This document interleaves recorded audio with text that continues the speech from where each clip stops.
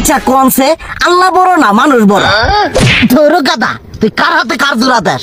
কুড়ায় আল্লাহ আর কুড়ায় মানুষ। যেটা কবার কইছে ওইটা কন। আল্লাহ বড় না মানুষ বড়? আল্লাহই তো বড়। আল্লাহ বড়, তাহলে আল্লাহর কথা না হইনা মানুষের কথা শুনেন কে? তুই কি কইতাছস? কি এর আল্লাহর কথা মানে না মানুষের কথা মানে? হ্যাঁ, কি এর মানুষের কথা শুনেন তাই না?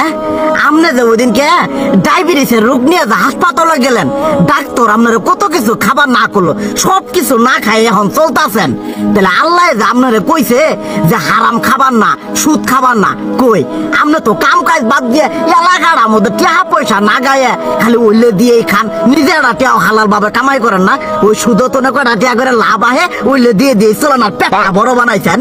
শুনেন একটা কথা কই, হারামের কোনোদিন আরাম নাই। হালাল পথে রুজি রোজগার করেন, প্রয়োজনে এড়া বেলা কম খায়েন, তাও শরীর পিণ্ডও ভালো থাকবো, কোনো রোগ বেদও হবো না, আরামও পাবেন, আল্লাহও খুশি থাকবো। তুই আমার এইভাবে বুঝাবি আগে কইলি না কে?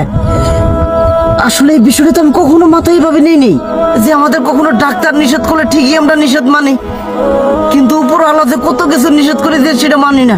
আর এই যে হারাম পথে টিয়া পয়সা কামাই করতেছেন, শরীরের মধ্যে দুনিয়া রোগ বেত হয়েছে, দেখা যাইতেছে যা টিয়া হারাম পথে কামাই করতেছেন তার তো বেশি টিয়া মনে করেন জ্বলেই যাইতেছে গা বেশি। আজকের পর থেকে আমি আর এই হারাম সুদ খামো না, আমি হালাল পথে চলবো, হালাল টাকা পয়সা ইনকাম করবো।